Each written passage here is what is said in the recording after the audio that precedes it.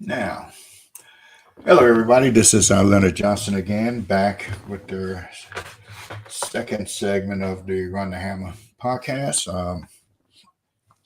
Had a good time with Jordy last time. Wow, some of the things he's doing at his place, and you can see why they are.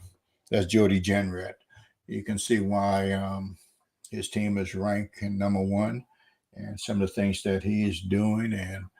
And as a disclaimer, Jordy and I known each other for about 10, 15 years. So I know the kind of work that there's no surprise what he's doing up there at West Florence. And I want to again thank all of you who have supported us and the kind comments that you have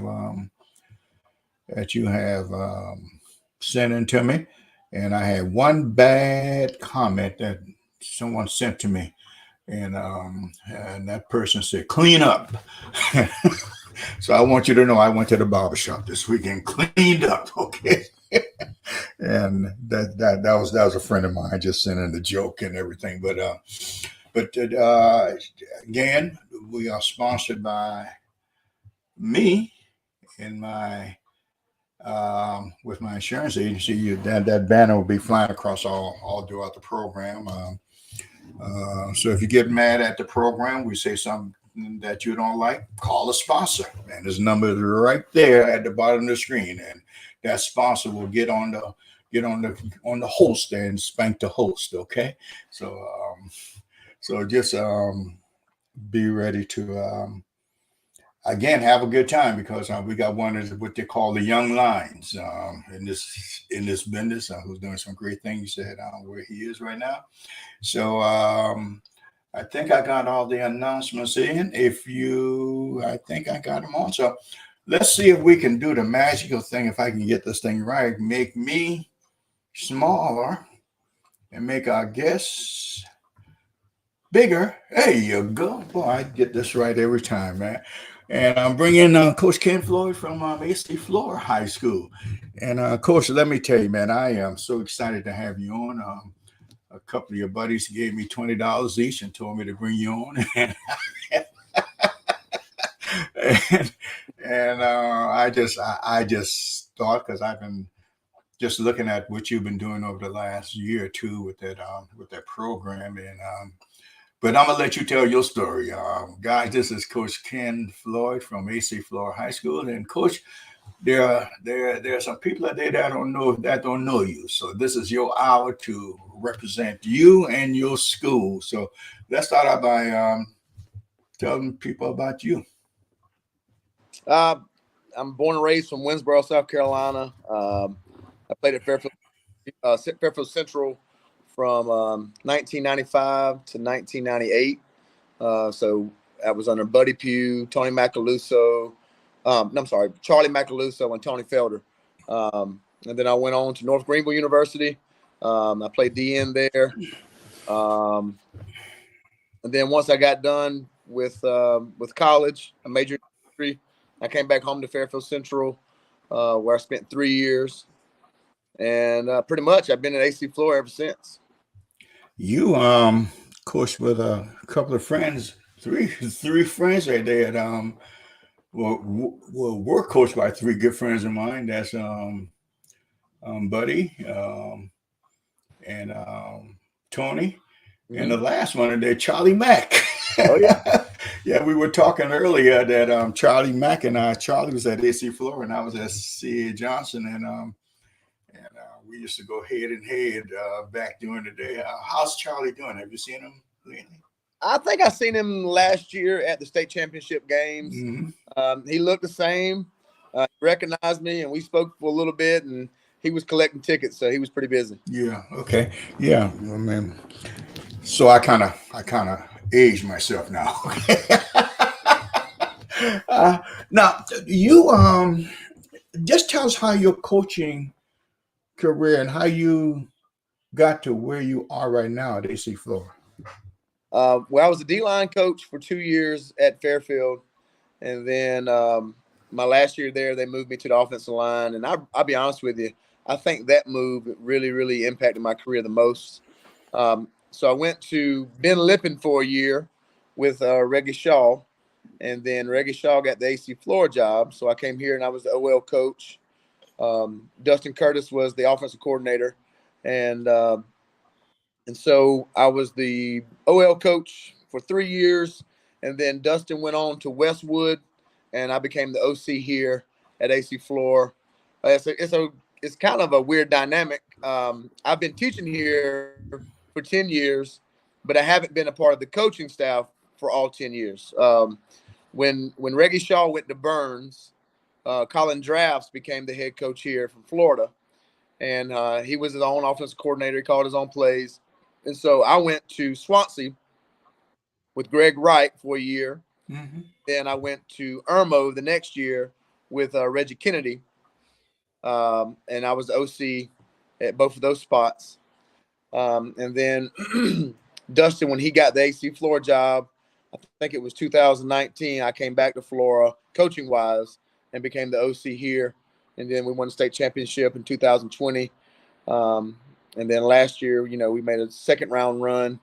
And then Dustin became the head coach at Dorman, and I became the head coach here at AC Flora. Now, you traveled daily during that period of time? Yeah, I still live in Fairfield County. So I live in Ridgeway, and so I used to travel to Swansea.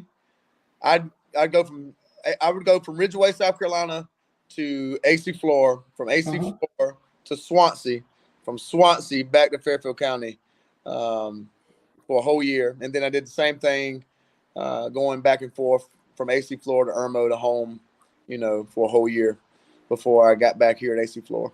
Now, what I was looking for earlier, I was looking for your bio. So actually, forgive me if I have to ask this question here. Are you married? I am married. You need to talk about that queen to allow you to do all this. Let's talk about her and your family. Oh, well, she's a saint. She really is. She was my Spanish tutor.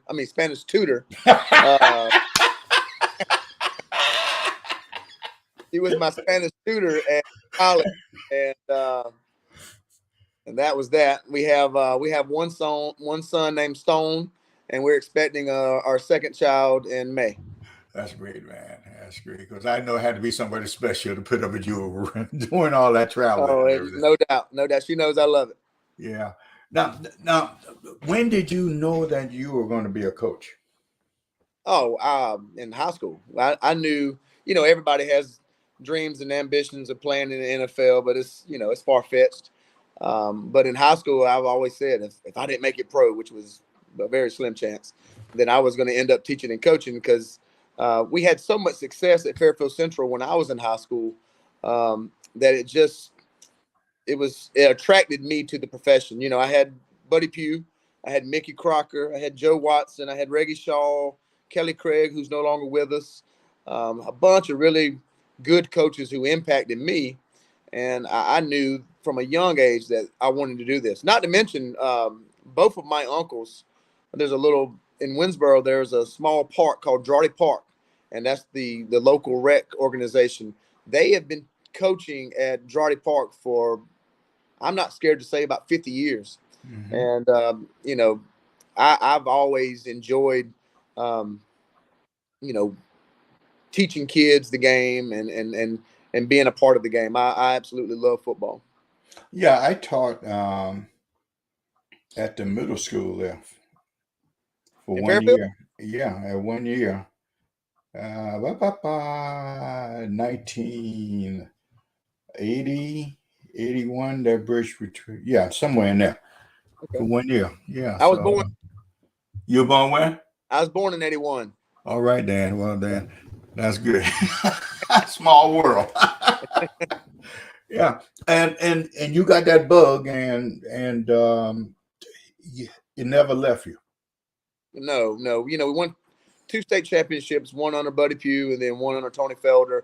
And just to watch how that impacted our community in Winsboro, and it was just a great thing to be a part of. I didn't play a whole lot until my senior year. I was undersized, and it was, even being a reserve player, it was really something to be a part of, and I loved it. And it's something that you always try to achieve or recapture again, is that feeling of accomplishment. And I tell you, man, Fairfield County is a beautiful place, and that time period was like our heyday. Like, we really, really, really, that was a strong community. People loved each other, and really, really united behind that football program. And you went on to Greenville, North Greenville? Yep, I went on to North Greenville. I played defensive line there. I was a 3-year captain. I was a 2-time All-American there. Really enjoyed my time at North Greenville. That place was really good for me because it's a very, very structured environment, and I matured a lot during my time at North Greenville. What made you captain material, you think? I think it's my personality. I'm a very driven individual. I like things done a certain type of way, and I didn't have a problem leading, and I didn't have a problem holding my teammates accountable. And I was one of the better players, and I think all that equated into me being a captain during that time. And who was your coach at North Greenville at that time? Mike Taylor. He used to be the head coach at Newberry. Yeah. Okay. Yep. I remember Mike. Okay, good, man. Well, you come from good stock, and I can see why that bug never got off you, because it couldn't. Yeah, it couldn't. Now, you I know it was difficult, but when you're driven and got a goal, you would do anything to achieve that goal. And you got tested, of course, by your by traveling so much. At any time during that period of time, did you ask the question, why am I doing this? No, not at all. No, I can't imagine doing anything else. I'm very passionate about this profession, and I love it. There's a lot of obstacles. There's a lot of, fires to put out. But at the end of the day, man, I don't know what else I couldn't even fathom what else I would like to get into if it wasn't for teaching and coaching. Mm-hmm. Now, this is your first or second year right now? This is my first year as a head coach. I love talking to y'all because I like to see. I love to see the difference, the different answers you get from the experience from becoming an assistant to now. Everything is in your hands. How has that transition been? I'm one of those type of people that kind of put everything on pedestals, and so before I was a head coach, you envision it a certain type of way, and so you think it's this cumbersome task that you have to complete, and it's going to be a daily, just really, really, really grind. But honestly, it hasn't been as tough as I thought it would be. There's a lot more that goes into it, but in all honesty, I was kind of bored as an offensive coordinator. I have my system. I know what I want to do. I've achieved, the highest goal in South Carolina, the state championship as a coordinator. We've averaged, 40 points a game over a 3-year span. And so, I was kind of complacent, spinning my wheels, and I was happy with it. I honestly was. And then, we won the state championship, and then I was blessed with this opportunity. What did they see in you that they didn't see in other people to carry this program forward? I mean, honestly, I really think it was, AC Flora had never won a state championship, and Dustin Curtis, led us to our first one. And Dustin was very, very open about how he operated his program. And, Bennett Weigel was the head coach of the defense, and I was the head coach of the offense, and he was the overseer. He was the CEO. And I think we had a really good formula. I think we had a lot of talent come through here. but we had a good formula of how we did things.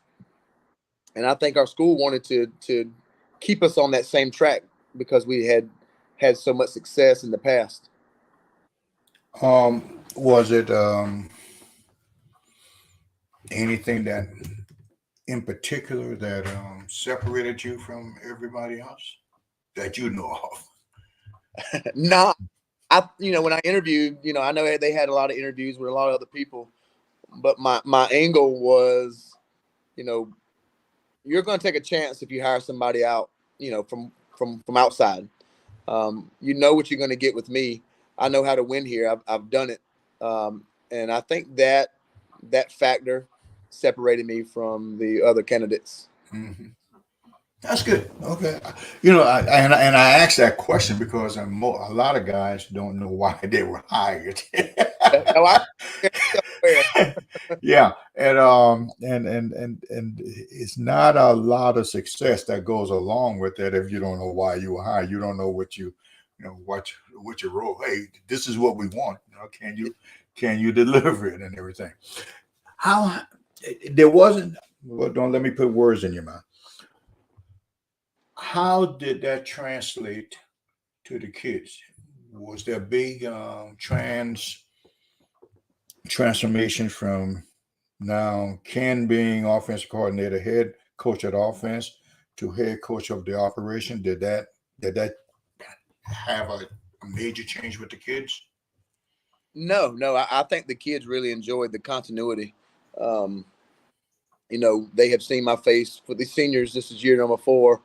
And we're very involved in our middle school program there at Creighton Middle School, and those guys have seen me at their games, and it's a smooth transition because I'm a familiar face, and I think that it's important to me to build rapport with kids, even at Creighton, even our freshmen, even our sophomores. I've really, really over the years poured into those guys, and I think them seeing me become the head coach, I think they were happy with it. I think that they, enjoyed that they don't have to change systems. They don't have to change as much coaching changes as they would have if a guy from outside would have been hired. And so I think the guys appreciated that. You also had the staff that you had to deal with. Oh, yeah, that's the aspect. That's one of the challenges is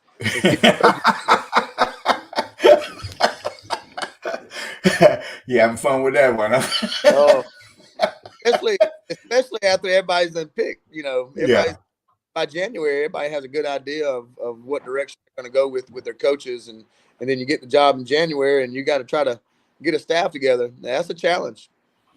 Did you, some of the staff members over there, they went on with the other coach? Yeah, so Dustin, when he left, he took the O-line coach, the middle linebacker coach. He took, I think that was it. And then Weigel got the Ben Lippen job, and he took my running backs coach, and he took my wide receivers coach. And so there was some pieces to replace. And then Perry Orth was my quarterback coach, and he went on to Carlton Newman with Corey Helms. And so there was a lot of people to replace. When you were out there looking for those coaches, and I'm asking you these questions because there's going to be another young coach who gets a head job. And they are going to see this video. I mean, we get a lot of hits on these shows and everything. And I'm actually a question not for you, but for them, Mm-hmm. And what are you looking for? What were you looking for when you were trying to, when you were looking for coaches? Number one is a coach who cares about the kids, who's going to be invested, someone who can be here, like they're supposed to, someone who's responsible and accountable, and then a knowledgeable person. It's not necessarily if they're knowledgeable in a certain area, but just have a good understanding of the game collectively. Mm-hmm. That's the biggest thing.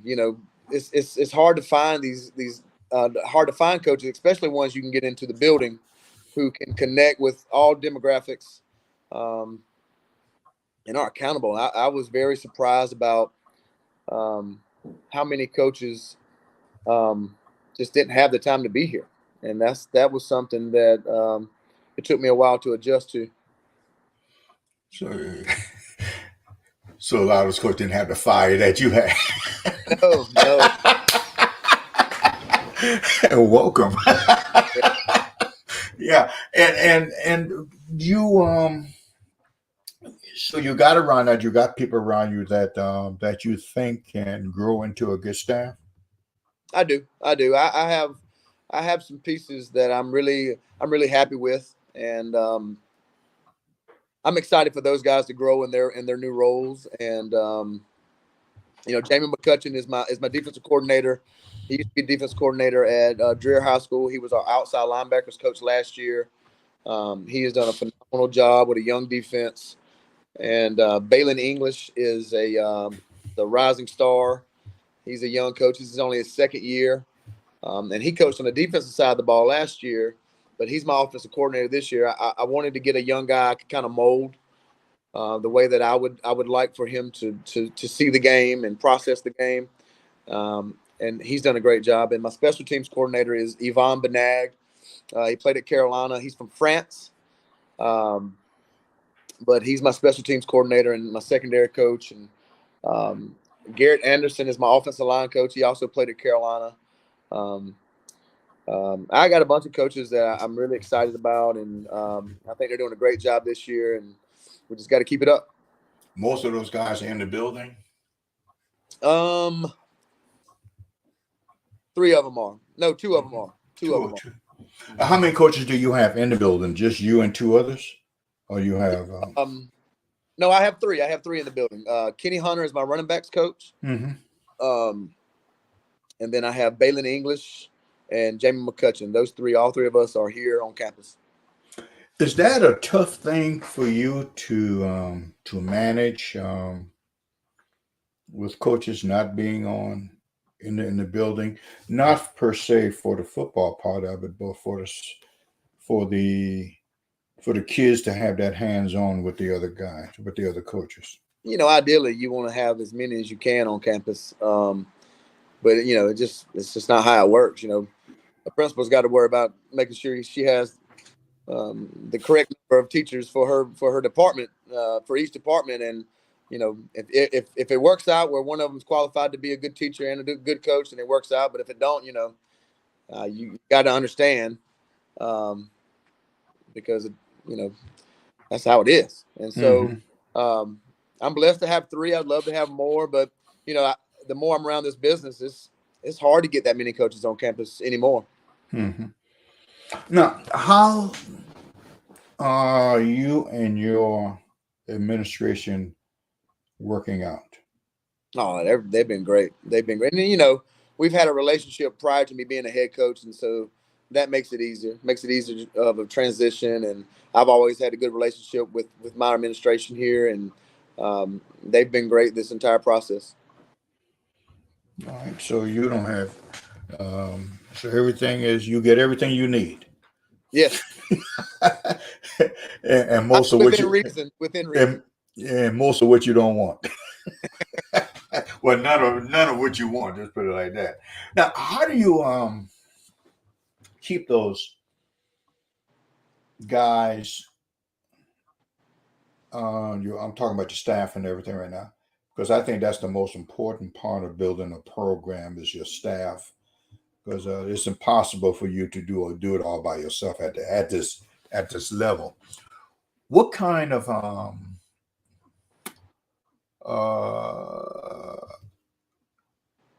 things do you do with your staff to keep them, because it's a learning staff, you would agree, right? Yes. What do you do to keep that learning going, to keep everybody in full? So did you have to back up? Did you have to slow down? Could you speed up? What's the dynamic of like? What I'm kind of confused. What do you mean? All right, you got new coaches. You got you had to hire a bunch of them. You got some that are not in the building and everything. how do you keep this dynamic going when you don't see each other except for in the afternoon and everything, or meetings in the evening? Well, Coach Curtis did a wonderful job in that regard. He was big on trying to create a family atmosphere. We've definitely tried to adopt that moving forward. We hang out after games. We don't just talk about football. We talk about our families. We talk about, things going on in our lives. We try to, it can become a grind. The season can. And so we just, try to also incorporate in our discussions, things other than football. And Dustin was real good about that. And that's something we were striving for, moving on. You think you're making big progress, and I'm trying to find that word that I'm looking for to whereas you almost come together as one. You know what you're thinking. Everybody's on the same page. Do you have that? Or are you working? Okay. I do. I again, my personality, I am definitely a alpha type personality. Like I just, there's only one chief. And I think that's the mark of any good program. I think everybody knows their role, their capacity, and everybody knows that Jamie has the final say on what he wants to do on defense, and then collectively everybody knows what we want to do on offense, and as a program in a whole. That's good, man. That is good. And I have not followed records for a purpose this year. What's your record now? We're 6-0. You're 6-0. That is fantastic.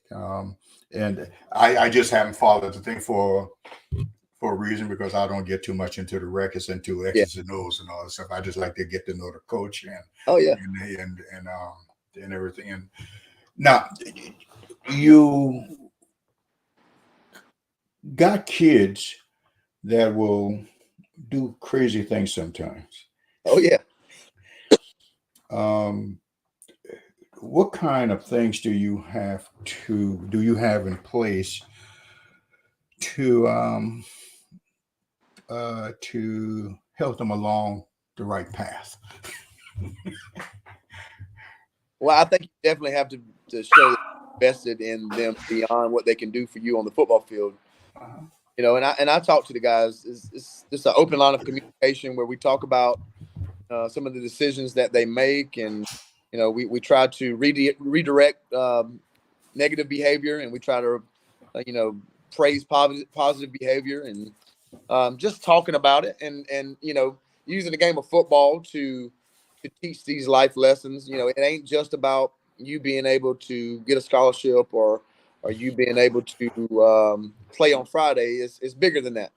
I want to help you become a better man, a better husband, a better father. And so, that's always, our top priority in our football program.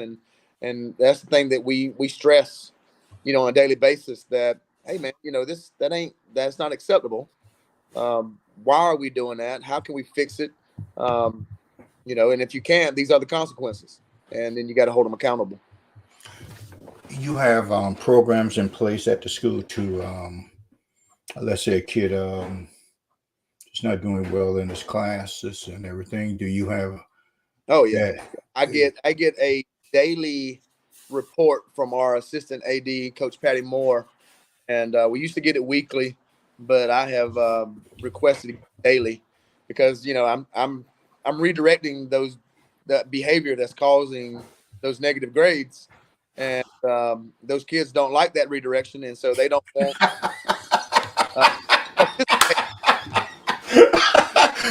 Somebody had another name for it last week.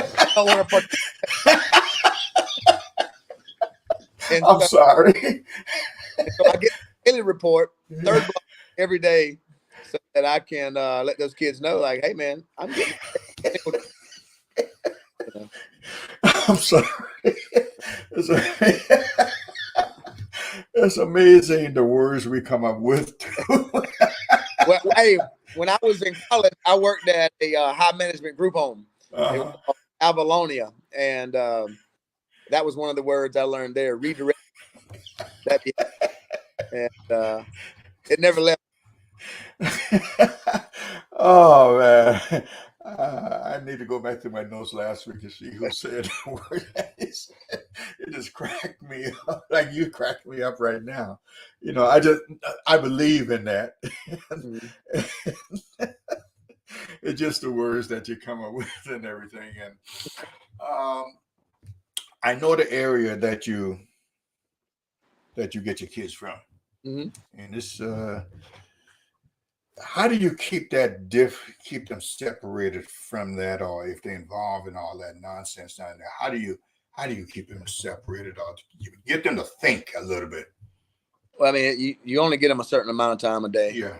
You just try to pour into them as much as you can, positive stuff, and you just got to hope for the best because you can't be with them all, 24/7. And you just hope that the lessons they learn in this field and in this program benefit them and carry them throughout their day and throughout their lives. It's a difficult time that we live in, and there's only one of you, and you just really try to pour as much as you can into the kids and keep prayed up and hope for the best. Mhm. Yeah, I hear a lot of coaches off air talking about that. They would call and say, "How would you handle the situation and everything?" And there's really not much I can tell them because I don't know what the situation is. But I feel what you're going through because you do have knuckleheads up there. How much do your kids buy into taking being that guy that is in control of the team? And forgive me for not looking at the word, but the buy-in from the guys. Do they buy into what you're thinking and owning the team instead of just being a standby? I think success is probably the biggest factor that impacts that dynamic. Hmm. AC Florida's had a lot of success over the years in our athletic program between basketball, baseball, football, golf, swimming. And so the kids that are here really buy into that idea of excellence, and Hmm. that really helps. Now, you definitely have some kids who are, um, you know, not totally bought into those standards, um, but for the most part, here you don't deal with some of the struggles that a lot of programs who are just starting out or don't have the history of success. Um, we have escaped some of those problems. Fortunately, I've been a part of programs where um, it's really hard to change the culture to get the kids to buy into what it takes to be successful. And luckily, I inherited a program that was in great shape, and I've escaped some of those battles. When you go, eventually you're going to lose these kids. Mhm. What are you doing as far as building the underclassmen? And of course, you said Creighton is your feeder school. Yes, sir. What are you doing there? Is it one system, one way, the Flora way, the AC Flora way? How's that going? No, I just show my face. I'm around. I don't tell Coach Gould, he's the head coach over at Creighton, what to run. I know they run our defense. I know they run some facets of our offense. Um, but I'm just there. I support them. I try to show my face as much as possible. Um, and then with our B team and JV, I get to coach those guys daily, Mhm. um, on a daily basis, so they hear my voice, and so it's a good thing. What are your numbers totally in your Uh, program? Team JV and varsity, I think we have 140ish. 140 kids? It's about 140. It's not quite 140. It's like 130 something, but it's almost 140. Hell, I don't even think I coached 100 kids in 7 years. My God. What are you doing down there? I mean, it's AC Flora is a great place. Mm-hmm. A lot of support. Our parents are great, man. They really are. They really pour kids. Let's talk about them, because I know they're great, because I've seen them in action. I've seen them. I used to be a baseball umpire, and I used to call a lot of the games in that area, and I know how support. Let's talk about those great fans you got there. Oh, they're great, man. I just say our parents, man. Our parents they really take care of these kids, and they really care about our athletic programs here, and they're involved. You know, they're not on the sidelines watching. They're involved, and they are, and they want to impact. You know, they want to be a part of the programs. I think that's the biggest thing that really changed here. I remember when I was in high school, AC Flora was in our region when I was at Fairfield. Mm-hmm. I mean, I really remember it was we won 78-0 when Coach Pugh was at Fairfield Central, and it was just, you know, one of the worst schools in the Midlands. And when Dean Howell got here, when Micah Kurtz got here, and when, you know, obviously Andy Howlett, our baseball program, Mm-hmm. I think, you know, those three figures really changed the dynamic of this place, and I think that they proved that you can have success here. And once that happened, man, I think the parents really just bought into it and wanted to keep it going. There's a lot of pride here, and there's a lot of new tradition that this community is very proud of. How did they react from the state championship football? Oh man, I tell you what, when we got back from that game, we played at Benedict, and we got back to AC Flora. You know, we don't play on campus; we play at Mm-hmm. Memorial. Right. And so when we came back, they gave us our medallions, and it was one of the best experiences I have ever been a part of as a player or a coach. It was just electric. It was such pride and such joy. You know, we have achieved something that no other school had ever achieved, or no other school in AC Flora's history had ever achieved, and they really loved on us, and it was a great experience. And do you have many of those kids still playing, or most of them graduated? So those were all those sophomores are now seniors. Oh, great! So Yeah. they know what it is. Oh yeah, they know what it takes, and they know how special that feeling is. I tell coaches all the time, if you get there, Mm-hmm. don't forget the feeling. Don't ever forget that week. No, it's not. Because it's not promised to you the next time. It's never promised to you. Well, now you talk about the parent. Let's talk about them fans. Mm-hmm. Two different things. Two different animals. I will say I haven't dealt with a lot because we're 6-0. You know, when you're winning, you don't get it quite as bad. I have heard some things this year that you know, not everybody can play. There's only one ball, and there's only 22 positions, 11 at a time, and you know, everybody wants their kids to play, and that's probably been the biggest obstacle this year is you know, you can't get everybody as much playing time as they all want, and so sometimes you hear some rumblings in the stands, but overall, it hadn't been too bad. So everybody has that problem. Everybody thinks their kid is a doggone star. Has any parent ever confronted you? This is for the young guy. This is for the young guys now, okay? Oh yeah. I shoot. When Coach Shaw not being specific. No. How do you handle that?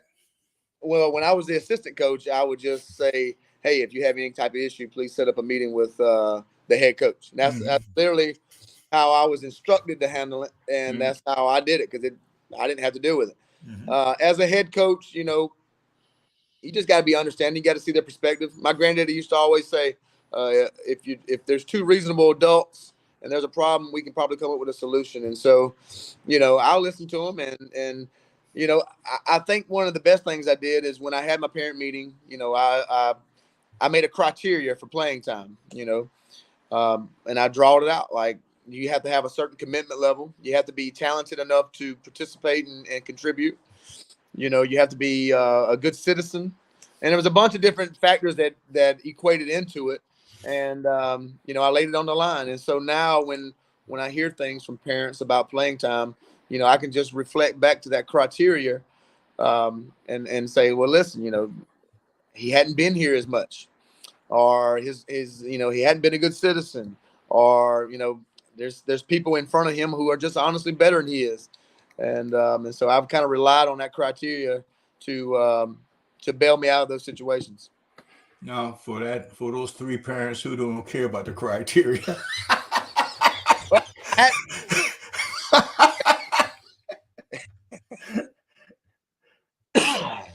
I hadn't dealt with that yet, so I don't know. I'm probably still gonna lean on my criteria, and if that don't work, I really don't know what else I can tell them. Well, you got to get in that fire. That's a good fire. That's a good fire to be in, to come out shaking your head and say, I don't know what just happened here.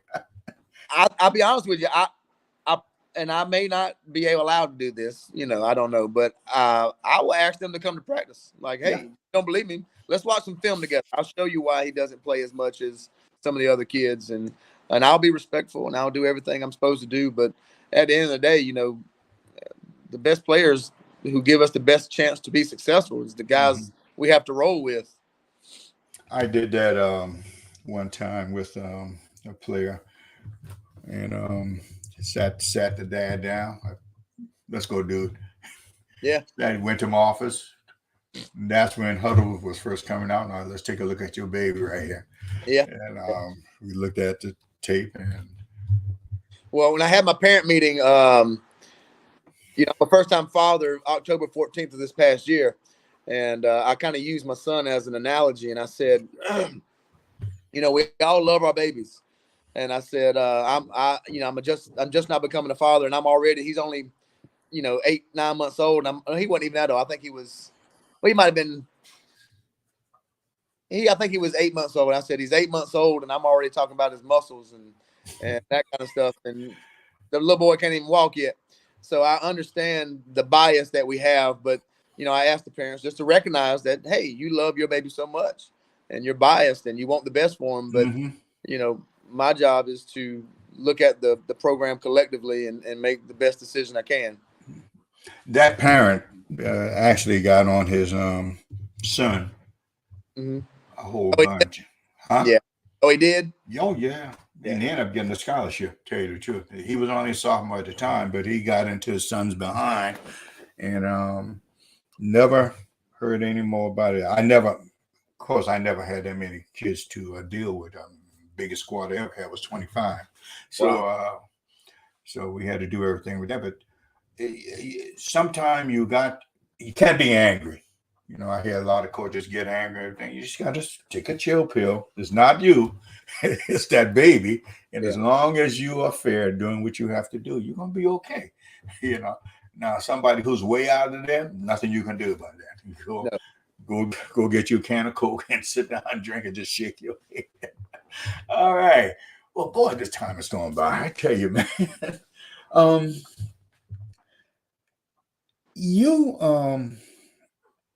Last question before I get to the last two. Where do you see yourself 5 years in this program? Where do you want AC Flora to be 5 years from now? I want to be the most dominant 4A program in the Midlands. That's what I want. I think it's very achievable here. I think it's something that we are close to now. We just got to keep on improving, and I think we can definitely be a dominant force in 4A football. Well, great answer. That's good because it's there for the taking. I can tell you that, you know, and everything. And I think you are doing it the right way, man. Under a lot of unseen pressure because everybody give you that cross-eyed look. It's all right, dude. Oh, ain't no doubt. Okay, 2 last questions I need to ask you. Yes, sir. Everybody gets these questions, okay? You got 2 hours. Okay. You got 1 hour to spend with each one of these individuals. I want you to name that individual and why. You got an hour to spend with a football coach, dead or alive, and you got an hour to spend with somebody outside of coaching. Who would those 2 people be and why? Oh, man. Football coach wise, I would love to pick Nick Saban's brain. I think he's, once in a generation type coach. And I would just love to listen to stories. I love listening to old stories. I would love to hear, some of his stories and just his philosophies on coaching and how he views the game and how he breaks down the game. And then the other individual would have to be my granddaddy. My granddaddy's been dead 15 years now. And if I could spend an hour with him, well, that would make my life. That's fantastic. Another coach also mentioned a family member who died and wish they could spend more time in. Well, never, as I always say, never waste a minute with your loved ones because you just never know. Absolutely not. Yeah. Well, we come to the end. Man, I had a blast. I did too. I appreciate it. Yeah. Anything in closing you want to say? Go Falcons. Ken, thanks so much, man. I really appreciate it. The honor's all mine, man. And I'll be looking from afar at you. I appreciate it. It was nice talking with you. Yes, sir. Have a good evening. Okay, man. Bye-bye. Bye-bye. All right, guys. That's Coach Ken Floyd from AC Flora. And another young line who's getting it done. And, a lot of people think that falling behind a successful coach in state championship is easy, but it's really not. You got so many expectations. You got so many other things going on. And, but again, he had good teaching along the way. Some of the coaches he named that he worked with and work under and everything. It's amazing that it's amazing that he's doing as well as he say do. He say he's doing. All right, that's the end of this podcast, and I'd like to thank all of you who been in. And what I again, if you need any information on a second retirement program, if you're a teacher or coach, and if you need to get your insurance issues taken care of, inbox me or call me. The number is screaming at the bottom, and we'll get y'all hooked up. And call is free. The court, getting the free court and getting the free analysis is free. But that's it. And we got one more to do this evening, and we'll be back in about 30 minutes. Thank you and have a great night. Bye-bye.